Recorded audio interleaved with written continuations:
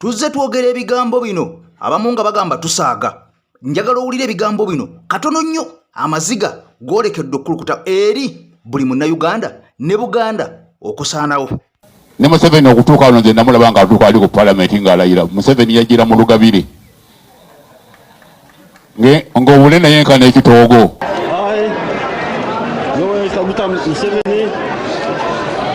Do solemnly swear that I will well and truly exercise the functions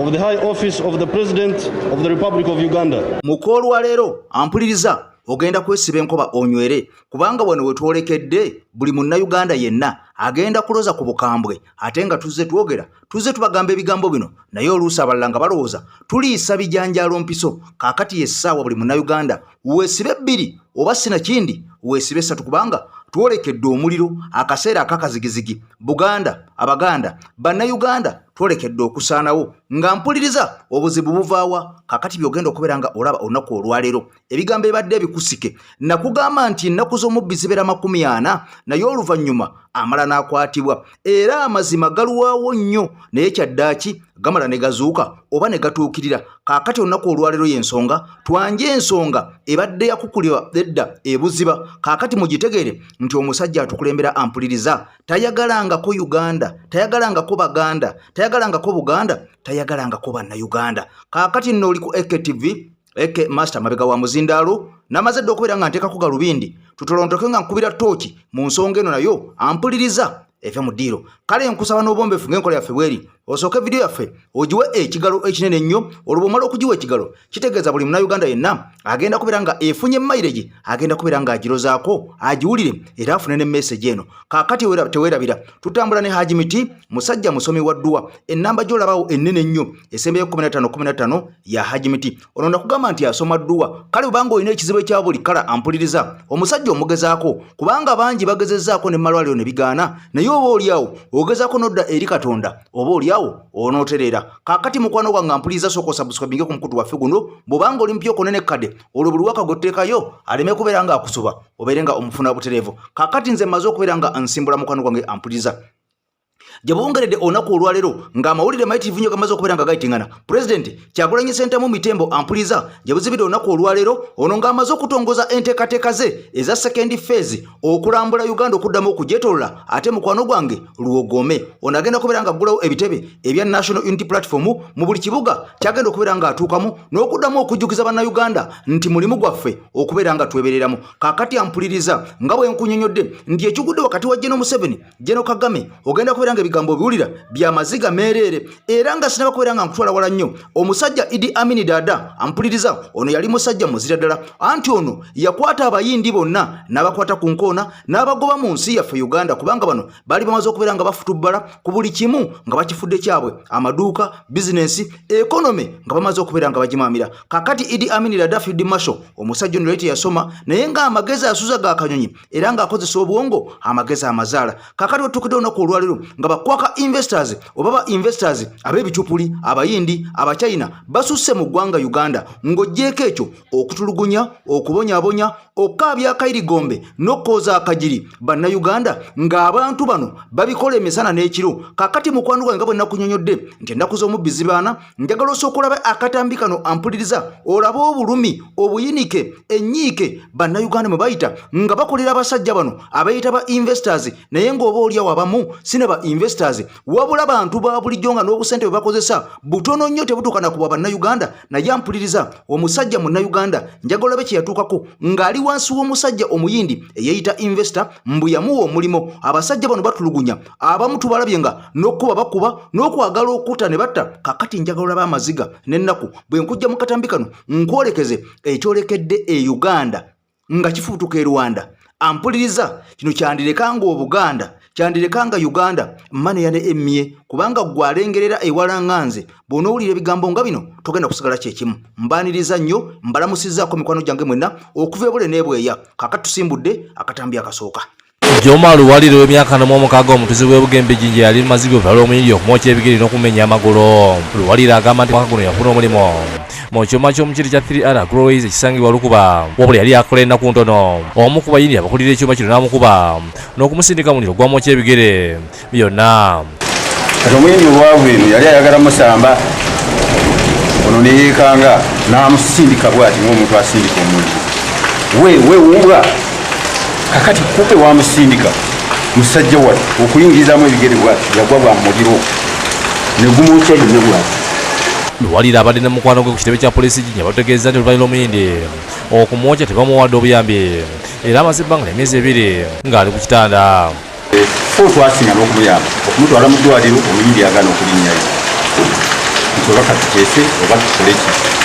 netubonaabona n'omusajja oyo okumujjanjaba. Bongeddeko nti wadde ng'omusango gwawabirwa ku polisi ebali tefangayo okukwata Omuyindi okutuusa olwali lwafunyemu olungubanguba bw'ati n'esitula n'ab'enganda ze okukwata Omuyindi ono. Bano bawuniikirire batuusiza Omuyindi ku polisi wabula ate mu kaseera mpawe kaagane muyimbula awatali kunnyina Luwalira ebadde bigenda mu maaso. Yavuluka ebigere byonna yandibadde tasinziira okwo ate Omuyindi ono kumuwa polisi bond nga ye yagaana dda tubadde tumunoonya nga talabika nga muntu wakutwala mu kooti naye wemutuusiza wano bwe ne bamuwerawo polisi bond. Ono obedde atambula awunyira nga waliyiddwa mukwano gwe ategeeza nga watamadde na polisi kyekoze ky'okuyimbira Omuyindi gwaludde nga anoonya okumutuusaako obulabe nga kati takyasobola nakwetaba mu nsonga za mukwano. Kuba mpulira ebigere byonna nga byafa n'obulamu bwange obw'obutonde bwonna kisasobola n'okubeera namukyala buli wamu wabijjo sasobola kuddamu okukola ate ndi muzadde abaana bange bali kutwanjala nange kennyini sirina kyakulya kale nsaba nange abaina obuyambi bwonna bannange bankwatireku kubambuliranga obulamu bwange essaawa yonna bugenda. Luwalira avudde mu mbeera neyekandaga era ng'emu ku ngeri y'okulaga obutali bumativu bwe atudde mu ttaka n'abeera obutavaawo okutuusa nga polisi emuyambye. Omulumizi wa polisi Jinja Felix Mugiza agumiza Luwalira nti yakola ekisoboka okulaba nga Omuyindi atwalibwa mu kooti. Era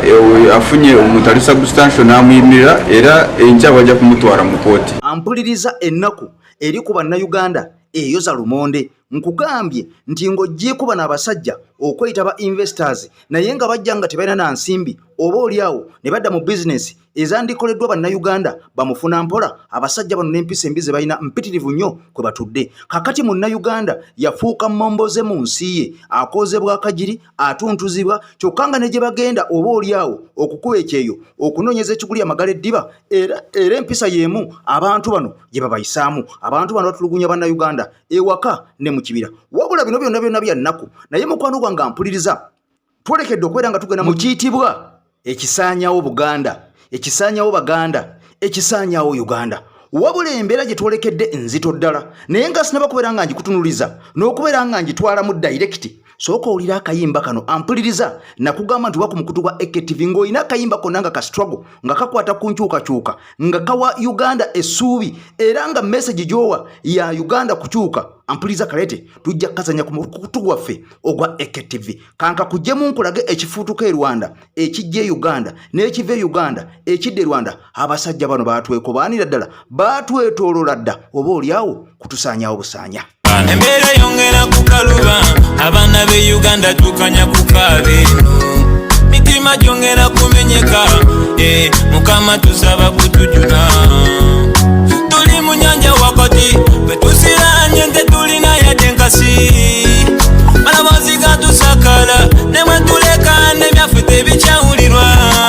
bakisebe tuteekamu essuubi oba tutunda dda bafudde ku kimu nsimbi eggwanga bongera kulinyaga be banditutunya tebongera kutucunya abandi tusakidde bakanya kutusaba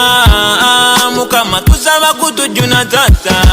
Embeera yongera kukaluba essuubi lyongera kutubula embeera yongera kukaluba anayo tukanya kukaaba embeera yongera kukaluba essuubi lyongera kutubula embeera yongera kukaluba anayo tukanya kukaaba entima gijjudde ebiwundu abandi jinnyizwe batulaze busungu embeera eri mu kitundu mbi eyungula eziganza batuwumbe Mungu muswa bagenze mu kiyungu gozana kukumikiro 2 kitundu bakawunga tuganabe batise ku nfudu bakola bya kiyaye naye naffe tubalambe biseera by'obbululu ensonyi tuzinabe kimanye tuliwo ku lwaffe tweberere mu tuzimewo Uganda empya kimanye amanyi gali mu ffe twegatire wamu tusobola okubanganga ebandi tucunya tebongera kutucunya abandi tusakidde bongera kutusaba eggwanga lya Uganda bakanya kulinyaga bubanja bwaffe deire bongera kuwediza embeera yongera kukaluba essuubi lyongera kutubula embeera yongera kukaluba nayo tukanya kukaaba embeera yongera kukaluba essuubi lyongera kutubula embeera yongera kukaluba nayo tukanya kukaaba malabozi gatusakala ne bwetuleka n'ebyaffe tebikyawulirwa bakisebe tuteekamu essuubi oba tutunda dda bafudde ku kimusimbi eggwanga bongera kulinyaga bebandi tucunya tebongera kutucunya abandi tusakidde bakanya kutusaba mukama tusaba kutujuna tata tasabira bana bama Afrika bana d'Amerika bana bomu Yuropu South America bana bomu Asia Shanu Jabuda bya bana be Dubai sabira bana bomu Italy bina bana bomu Germany bana bomu China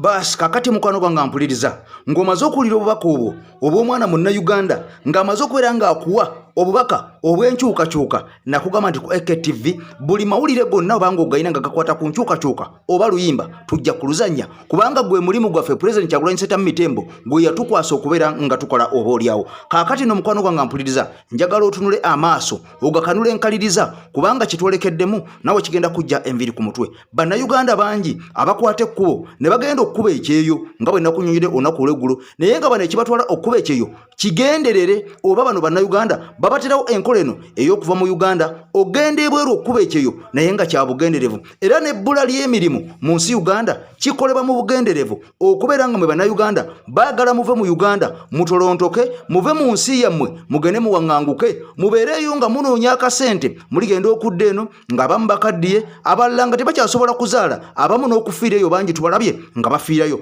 wabula ebintu bino biri mu pulaani naye nga pulaani eno teri mu Uganda wokka nti gavumenti ya Uganda yokka yegirimu ampuliriza ekintu kino kiwanvu nga bwe nkunyonyodde nti baatwetoolola dda era ekintu kino kisibuukira ddala eri Rwanda abasajja baatula ku mmeeza ne batwetoolola njagala owulire akatambi kano ampuliriza okalabe n'okukalaba nkakasa togenda kusigala kyekimu nakugamba omuntu ne bwe tuba tetumwagala naye ng'alina information oba message eyo yennyini gye twagala tukazannya wano kubanga kye twagala ensi kubeera nga tulabisa n'abantu bano tubeere nga tubabuusa nagamba abasajja bano buli babeera nga baludde okubeera nga babasasula bavaayo ne baasa ebyama kakati fa wetufuniramu ne tubeera nga ebyama bino tubifuna oba oliawo naawe ne tubikukwasa n'obiwulira n'obeera nga weetegeka n'obeera nga obeera stede abadde takimanyi ampuliriza kambaweeko katono ku statistics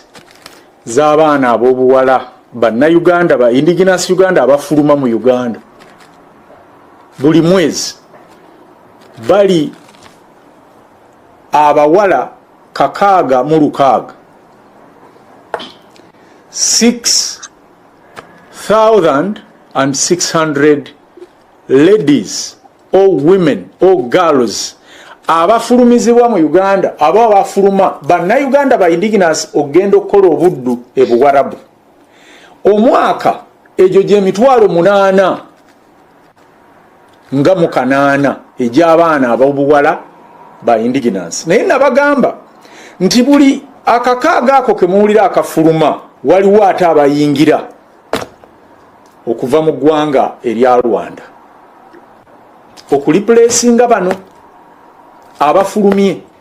kino nno kye baliko oba mission eriwo bagiyita ethnic cleansing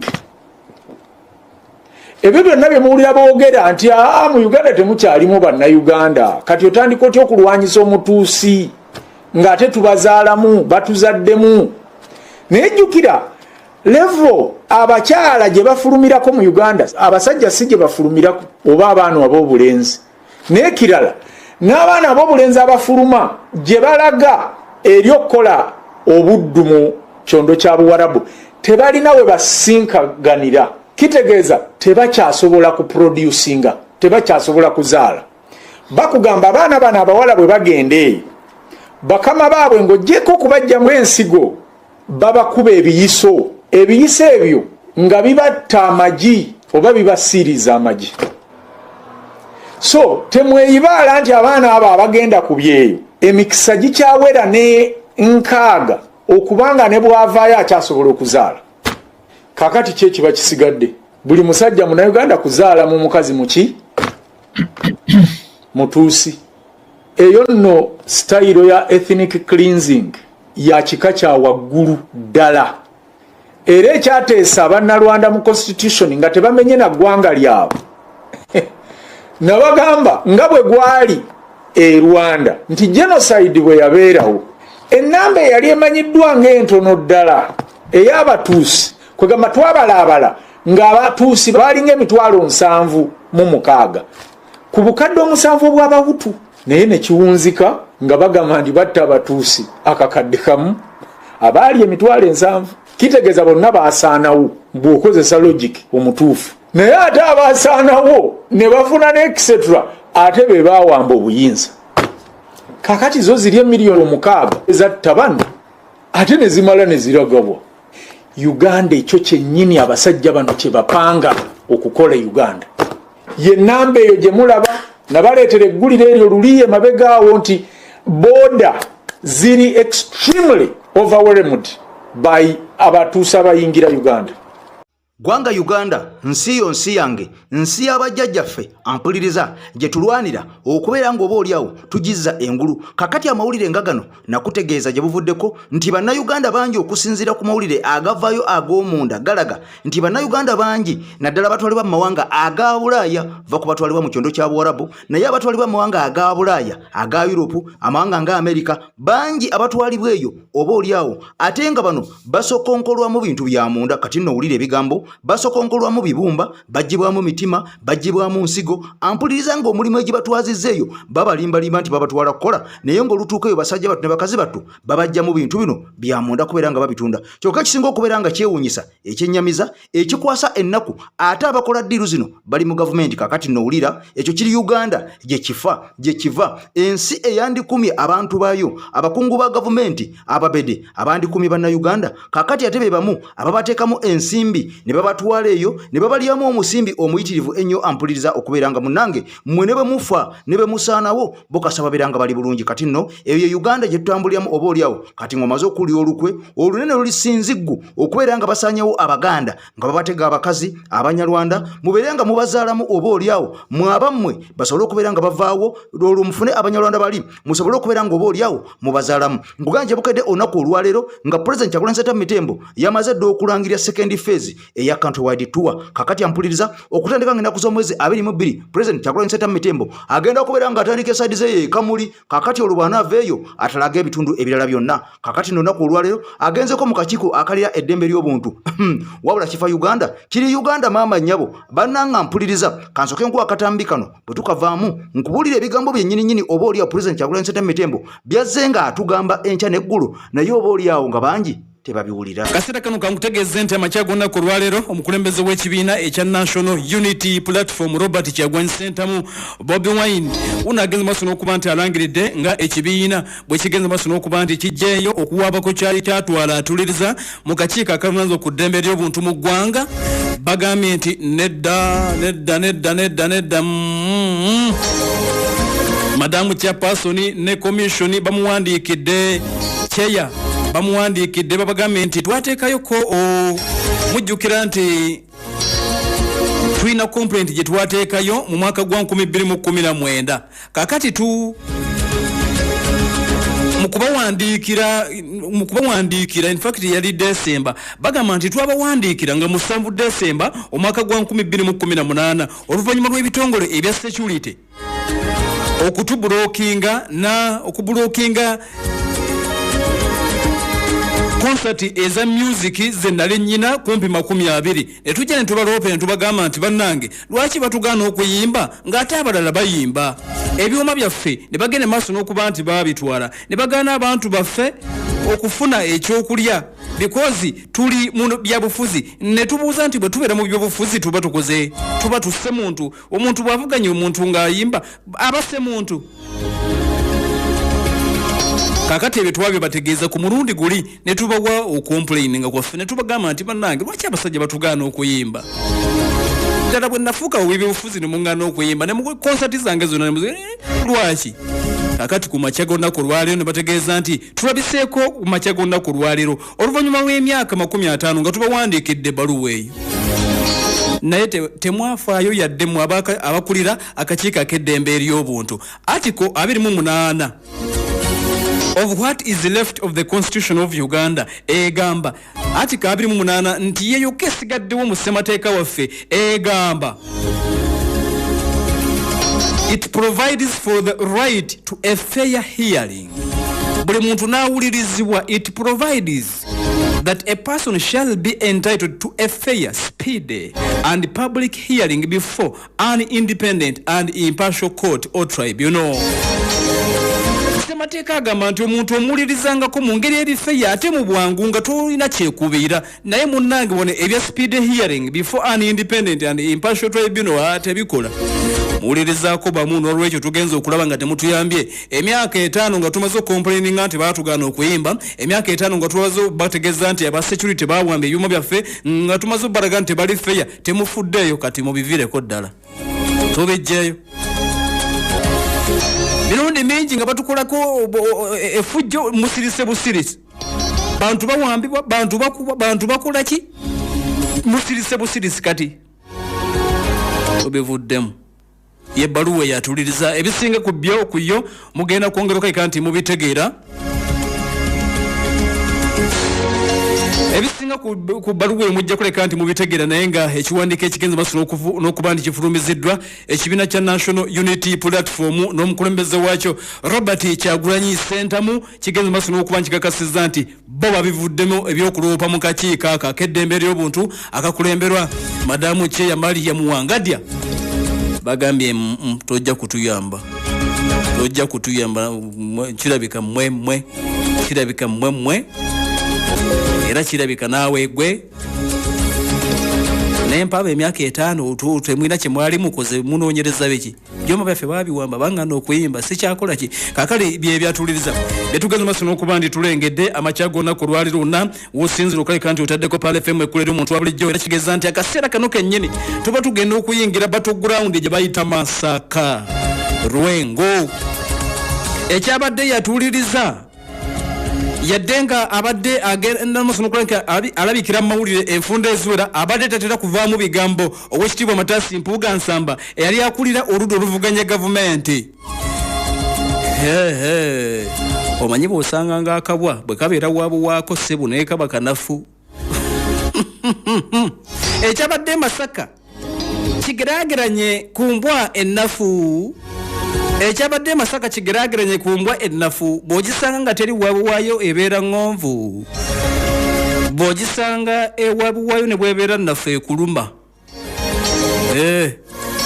Kasita ebeera nnafu kakati honalemu bingi ebituusiddwa ku bannayuganda, bingi ebikyabatuusibwako, naddala nga mukwano gwange ampuliriza regimu eno eriwo tekyuseemu. Kakati nno okwesabira n'okubeera nga oba oliawo tulwana buteesaga butasamuka butasamu oyo oba oliawo be baana balibo. Mumaze okulaba abantu be twali twesiga oba oliawo kati ng'ono omukyala akulira akakiiko akalera eddembe ly'obuntu, omuntu wagendayo okwekubira enduulu ate oba oliawo ono amufuukiranga mutujju ebigambo byaddamu muzze mu mulaba byazze ng'ayogera enkya n'eggulo. Era kino kyamuviirako okubeera nga n'akakiiko akalya eddembe ly'obuntu mu nsi yonna ono kaamukuba ekibaati ne bamugamba nti entuula ze banaatuulanga oba oliawo ono tajja kuzibeerangamu olw'okubanga empisa z'ensiiwufu olw'ebikolwa byabwe bye bakola ebitalira ddembe ly'abuntu ate ebyongera obwongezi okubeera nga biyinyirira eddembe ly'obuntu. Kati omukyalo ono yagobwa dda, wabula ffenna twakiraba yavayo n'akakasa ensi eno nti okumugoba kwe kwalimu omukono ogwa Pulezidenti Robert Kyagulanyi Ssentamu Mitembo, era mbu ono okufuluma n'afuluma ebweru wa Uganda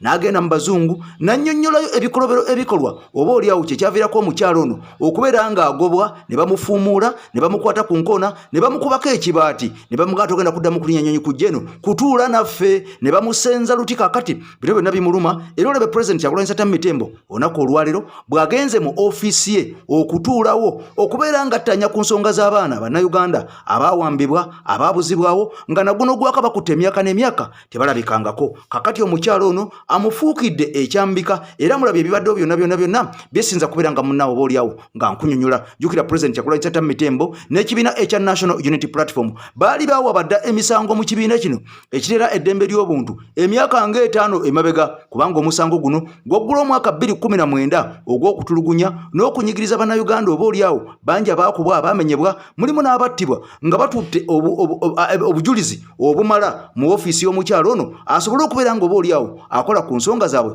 kubanga amakooti gaffe galemwadde okubeera nga gasolovinga ensonga eno wabula omukyalo ono ebigambo yasigala kubeera nga abiriisa bijanjalo nga mpiso kakati n'olunaku olwalero tumulabye ng'ayogera akudaala ng'akinagguka ng'akimba yenayina mukwano gwange ng'alangaze nga eyakasibira embaale era ayogedde aduula n'okuduula nga kiraga nti ono naye akozesebwa bukozesebwa talina mugongo byakola byonna akolera ku ntoli za muntu takola nga yeesaliddewo talina magulu gayimiridde gali awo getengeredde mu kibiina kino ekirera eddembe ly'obuntu pulezidenti emisango asazewo n'agijjayo kubanga munnange okuloopa omusango ne gumala emyaka n'ebisiibo nga teguwulirwa kitegeeza nti n'olunaku lwe baliguwulira era bajja kubeera nga bagukusalira nti no munnange gukusinze ate ng'omukyalo no tumulabye avuddeyo ng'ayogera enkya n'eggulu nti bannayuganda abawambibwa tebaliyo tebabangayo bano munnange ono ng'agamba nti abamusina bannayuganda kati njagala owulire akatambi kano kubanga bannayuganda abasinga bazzeemu ensonga eno ne bagizuukusa era omukyalo ono bamwolekeza omudumu bamuweereza ebikompola nawe sooka obiwulireko akuli akakiiko akalwanira eddembe ly'obuntu pulezidenti waffe bw'asazeewo okugendayo basobole okubeera nga balwanirira eddembe ery'obuntu ery'okuyimba eddembe lye ng'omuntu nga munnayuganda ate akulira akakiiko k'eddembe ly'obuntu mu ggwanga ate yamuyitidde security nti yemugjewo ng'ali ku kamera it's on record oba mmwe bantu mmwe emitwe gyammwe mugikozesaako ddi n'otulawo nonga ne kati kankozese ku mutwe enkya n'eggulo byasi bagamba nti bannayuganda tetulina ddembe lya buntu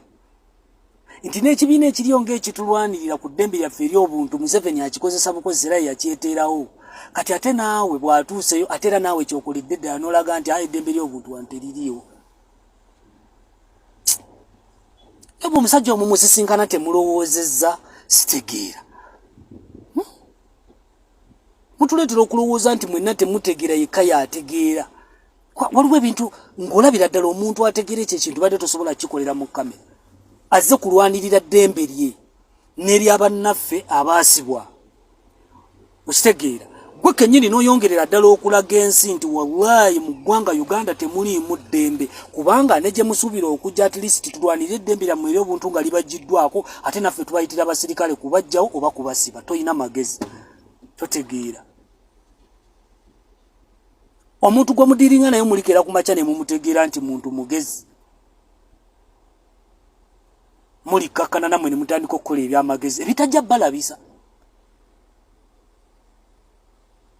mujja kutuuka akaseera ng'eddembe ly'obuntu nga bwe yatugamba tetulina kulibasaba nga mulituwa ate mutwegayirira nze nkibabuulira step emu yokka gy'okozeyo okugamba security yokka ebadde emala okulaga ensi yonna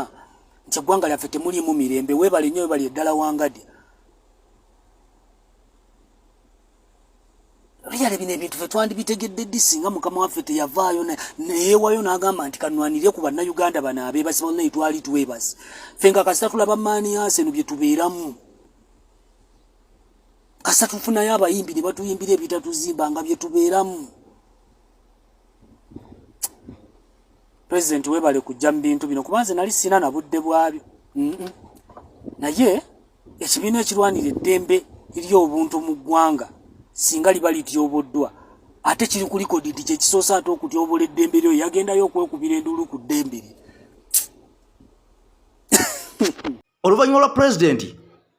Robert Kyagulanyi Ssentamu Mitembo okuva wano n'atinattina n'agenda e Masaka okuziika mukwano gwaffe amayirwa nga Pascal ebigambo ebyaliyo mwabiraba bisobola kubeera nga mbiddamu oba oliawo kubanga twalaba abayita ab'ebitiibwa nga basiwuka empisa nga bafunguka obubugo kakati mukwano gwa nga mpuliriza gye buzibidde olunaku olwaleero bano nga bamaze okubeera nga munnanga mawulire galaga nti bakutte bannamawulire mu ntegeeza Masaya Simpuuga n'Abedi Bwanika bakutte bannamawulire oluvannyuma lw'okulaba nga ddiiru ebalemeredde gye babadde bapanze ey'okubeera nga baswazaswaza n'okubeera nga baagala akavuyo n'okulwanagana kugende mu maaso mu kuziika Pascal kakati bino byonna pulezidenti yakulwanyisa Nsanta Mitembo bwe yabikutte mu ngalo ze ttaano n'abikakkanya n'abiteeka ku ttaka bano tebasirise era bazuukuse ne bapanga bupya bannamawulire ne baggulawo ebisangosango ne bagaa nti bannamawulire baakubiddwa emigga emiyitirivu ennyo baakubiddwa ebikonde baakubiddwa ensambagere era mbu ng'omuntu abakuba oba abantu abakuba be bamu ku bali ku security eya pulezidenti Kyagulanyi Nsanta Mitembo wabula nga bano tebalina katambi n'akamu ke balaga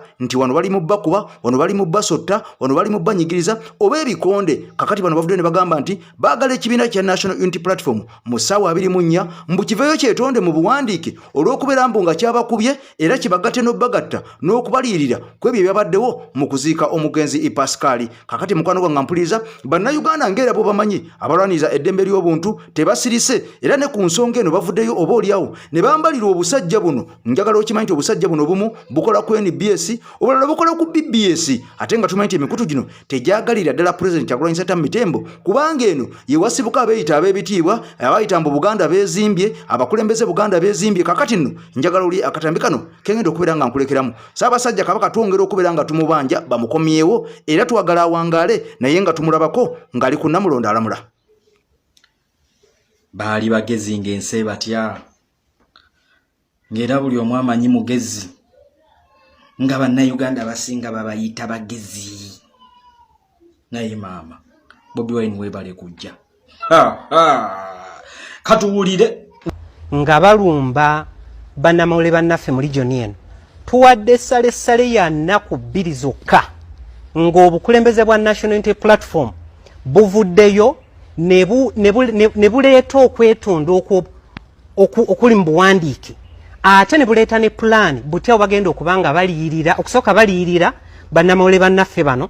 ekyokubiri nga bajjanjaba ab'amawulire abakoze eki abalumiziddwa tetugenda kubanga kino tutunula butunuzi twetaaga okubanga bavana n'enteekateeka ate batubire n'otubuulira bano abasiiwuusa empisa nga bakola nabo bo bagenda kubanga babakwasisa batya amateeka fe